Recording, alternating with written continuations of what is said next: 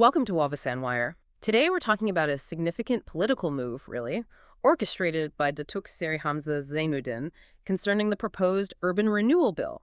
This isn't just, standard legislative debate. It feels more like a deeply strategic play for influence within Parliament. Absolutely. It's quite a maneuver. He's issued a very direct appeal, hasn't he? Not just to East Malaysian members of Parliament, but also, interestingly, to UMNO MPs. What exactly is the core of his argument here? And maybe more importantly, what's the real motive behind this, targeted approach? Well, what's particularly striking about Datuk Seri Hamzah's stance is how it's built. It rests on a very specific reading of this bill. His basic premise is that this law is only for West Malaysia. He's arguing it has no direct impact on Sabah and Sarawak. Right. And by drawing that line, he's really trying to redefine the scope, the applicability of the bill itself. That's a key starting point for any strategy like this, isn't it? If you frame a law as affecting only one region, it kind of implies that representatives from other regions, the ones supposedly unaffected, shouldn't really be involved. Exactly. It feels less like a dry legal point and more like, a tactic. A way to narrow the pool of voters, perhaps. Oh, precisely. And influence how the remaining MPs might vote, or even if they feel they should vote at all. His goal here seems multi-layered. He explicitly urged East Malaysian MPs from Sabah and Sarawak to sit out the vote. He actually said that directly. Yes. His reasoning, and I'm paraphrasing the sentiment here, was basically, look, you're not the target of this bill, so you shouldn't get involved. He even added something like, let West Malaysian MPs handle this. Just as we always consider Sabah and Sarawak, I hope East Malaysian MPs choose to abstain. Wow. That's not subtle advice. Not at all. It's a clear attempt to shape their participation by calling it irrelevant, potentially cutting down votes that might oppose the opposition's view. It's a very pointed statement, then. Yeah. Trying to remove certain votes by questioning if they even belong in the discussion. It really shows an intent to, manage the parliamentary numbers before the debate even gets going properly, defining who has a legitimate stake. Absolutely. But then things got a bit more complex. He introduced an interesting exception to this regional idea. Ah, yes. Tell me about that. Well, this exception, I think, gives us a peek into the more pragmatic side of these political games. Yeah. For Parti Pribumi Bersatu Malaysia's Baluran MP, Datuk Seri Ronald Kiandi. Datuk Seri Hamzah said he should vote. Wait, Ronald Kiandi? Even though Kiandi himself apparently wanted to stay neutral. That's right, despite Ronald Kiandi indicating neutrality and the justification given for this switch. Let me guess. Ronald Kiandi owns property in West Malaysia. Okay, so apply a broad principle about regions, but then carve out a very specific, very convenient exception for a party member based on personal assets.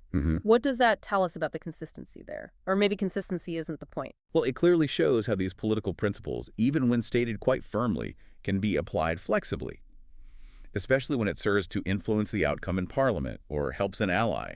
It's a calculated move, you see, to secure a vote that might otherwise be lost to neutrality while keeping the main narrative going for other East Malaysian MPs. Shrewd pragmatism, perhaps, or undermining the principle. Depends on how you look at it, I suppose. Exactly. It highlights that intricate dance of parliamentary politics. Yeah. A broad argument tailored with, surgical precision for specific party gains. Makes you wonder about the conversations happening behind closed doors before these public statements. But okay, his appeal didn't end with the East Malaysian MPs. Datuk Seri Hamzah Zainudin also called out to UMNO MPs, urging them to abstain even if they felt they couldn't actually vote against the bill. Now that feels like a much more direct challenge, considering UMNO's part in the government. You're absolutely right. This is a significant step up. His reasoning for UMNO MPs is particularly clever, I think. It taps right into their historical political identity. He directly connected abstaining to UMNO's long advocacy for the B40 group, the bottom 40% income earners, and their fight for affordable housing. Ah, linking it to their base and their past promises. Precisely. By suggesting an abstention would show UMNO MPs are with the people, supporting a delay of this bill, he's trying to exert pretty serious pressure both publicly and maybe internally within UMNO too. So he's essentially trying to corner them politically, making them choose support the government bill you're part of, or align with the opposition's call for delay, which he's framed as being with the people. Puts them in a tough spot publicly. Definitely a difficult PR position. And Perikatan Nasional isn't just making a polite request here. Datuk Seri Hamzah explicitly said they'd ask for a recorded vote. Okay, so making it public. Exactly.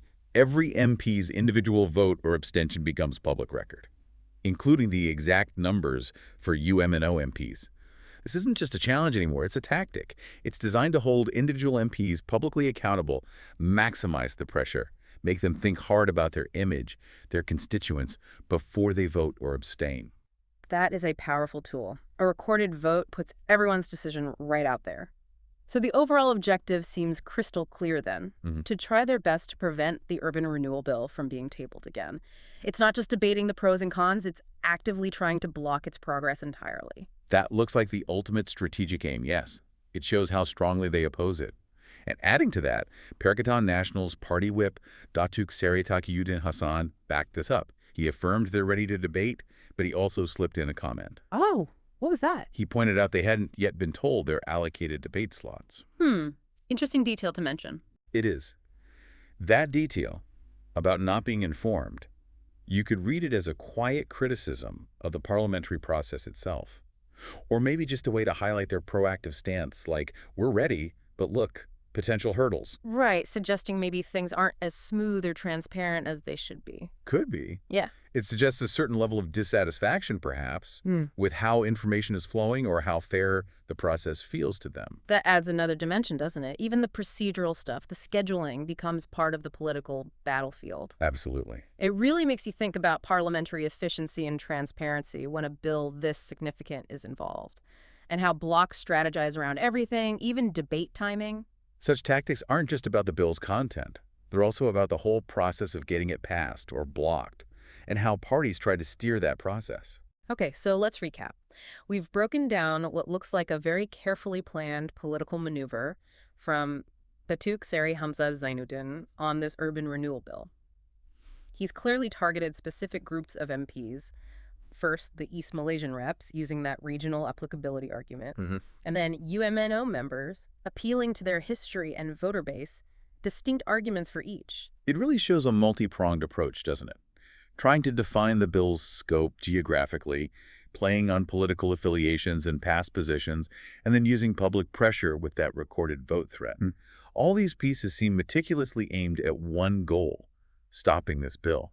It really does underscore the complex, often very calculated dynamics in our political landscape. It's like high-stakes political chess in Parliament. Very much so. It definitely makes you consider the wider impact of tactics like these on how laws actually get made and how different parties navigate these really crucial votes. Yeah, it's a reminder that these battles aren't just fought on the Parliament floor. They're fought in the public eye, through appeals to party loyalty, historical promises. So it leaves us wondering, doesn't it? How might these pressures shape future debates? And what does it mean for individual MPs when they face these kinds of organized political challenges? It'll certainly be fascinating to watch how this particular situation unfolds in the coming weeks. Indeed. Remember to like and subscribe for more videos like this.